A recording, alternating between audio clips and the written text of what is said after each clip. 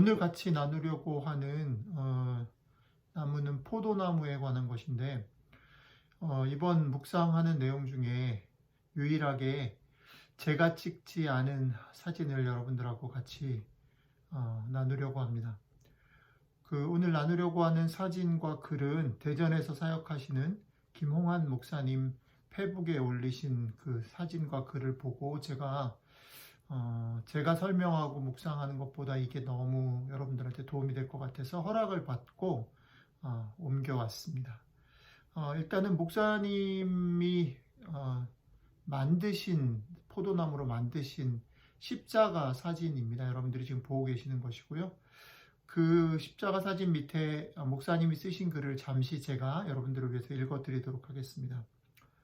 포도나무는 홀로 설 수 없는 나무이다. 그래서 기둥에 붙들어 맸다. 포도가 익을 때면 농부는 줄기에 한 바퀴 돌려 껍질을 벗겨낸다. 영양을 열매에 가두기 위함이다. 이제 생을 마치고 베어진 포도나무. 이 포도나무로 십자가를 만들었다. 나무는 너무 힘들어서인지 몸이 꼬여 있다. 껍질이 도려내진 곳마다 두꺼운 마디가 생겼다. 건조 과정에서도 힘들어서인지 갈라짐이 매우 심하다. 그래도 죽어서라도 홀로 설 수 있으니 참 장한 일이다. 제가 허락을 받고 여러분들에게 소개한 포도나무 십자가를 만드신 김홍한 목사님에 의하면 저도 이번에 새롭게 배운 건데요. 포도나무는 홀로 설 수가 없는 나무라고 하네요. 그래서 나무가 열매를 맺기 위해서 일단은 기둥에다가 이렇게 나무를 붙들어 맨다라고 해요. 그리고 또 한 가지는 이게 열매에 영양을 줄 때쯤 되면 영양을 열매에게만 집중시키기 위해서 나무의 껍질을 벗겨낸다고 합니다. 그래서 여러분들 지금 보시는 대로 그 포도나무 십자가, 그러니까 포도나무로 만든 십자가의 사진을 보면 몸은 꼬여 있어요. 나무의 몸이 꼬여 있고 또 벗겨진 껍질의 부분에는 마디가 생긴 것을 우리가 볼 수 있습니다. 그런데 그렇게 만들어 놓은 포도나무 십자가를 보시면서 김 목사님 이렇게 나눠주셨어요. 그래도 죽어서 홀로 설 수 있어서 참 장하다. 원래 홀로 설 수 없는 포도나무가 죽어서 십자가가 되어서 홀로 설 수 있는 걸 보고 참 장하다라고 그렇게 자신의 묵상을 나누셨어요. 저는 이 글과 사진을 보면서 몇 가지 생각을 좀 했습니다. 홀로 설 수 없는 포도나무로 십자가를 만들어 가지고 그걸 보고 죽어서라도 홀로 설 수 있으니 장하다라고 말하는 그 부분을 마음속에 계속 담게 돼요. 그리고 그 포도나무가 열매를 맺기 위해서 몸이 꼬이고 그리고 벗겨진 껍질 때문에 마디가 이렇게 굵어지고 그런데 그것이 최종적으로는 십자가가 되어서 홀로 서 있는 것을 보면서 여러분들은 어떤 생각이 드세요? 저는 마음에 여러 가지 도전과 여러 가지 음성을 들을 수 있었습니다. 이 땅에 오신 예수님, 그 예수님을 따르는 삶, 그게 제자의 삶이라고 우리는 배웠죠. 그리고 우리가 따르는 그분이 걸어가셨던 십자가의 길, 그것을 크리스찬들은 복이라고 생각하죠. 그런데 오늘 이 포도나무 십자가의 사진과 글을 접하면서요, 저를 포함해서 많은 그리스도인들이 이 포도나무 예수님의 비유, 그리고 예수님의 십자가의 그 길, 예수님을 따라가는 제자의 삶을 어쩌면 너무 가볍고 쉽고 당연하게 생각하고 있는 건 아닐까라는 생각이 드는 거예요. 오늘 말씀 속에 우리가 마음속에 많이 담고 있는 그게 그거죠. 내 안에 거하라. 그렇죠? 내 안에 거하라. 우린 참 많이 들었어요. 요한복음 15장을 생각하면 포도나무가 그 가지가 나무 안에 붙어 있는 것, 예수님 안에 거하는 것에 대해서 많이 들었는데 사실은 이 포도나무에 대한 얘기를 듣고 포도나무로 만든 이 십자가를 보면서 그게 실제로 그렇게 쉬운 일은 아니구나.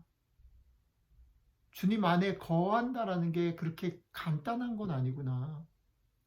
지금 이 포도나무 십자가가 보여주는 대로 주님 안에 거하는 것은 내 삶이 꼬이는 것이고 껍질을 벗겨져서 마디가 굵어지는 거죠. 쉬운 일이 아닌 거죠.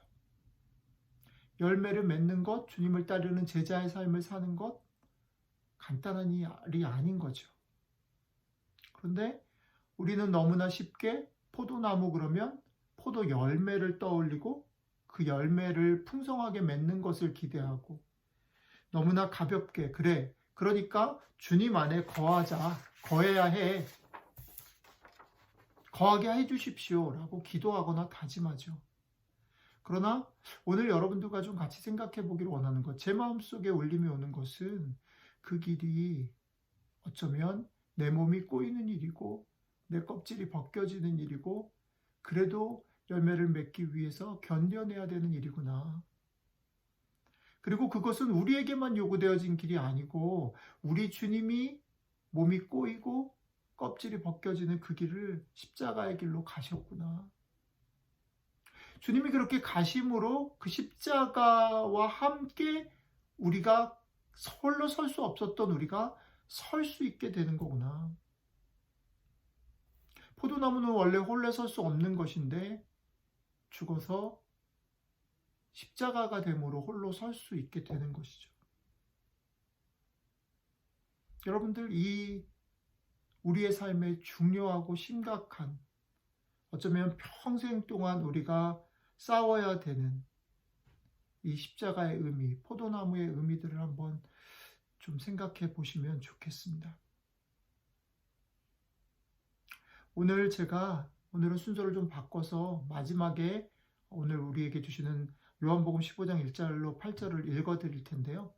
제가 천천히 읽을 때 여러분들이 이 생각을 가지고 이 포도나무 십자가의 사진을 보면서 마음속에 우리가 어떤 마음으로 주님을 쫓을 것인가?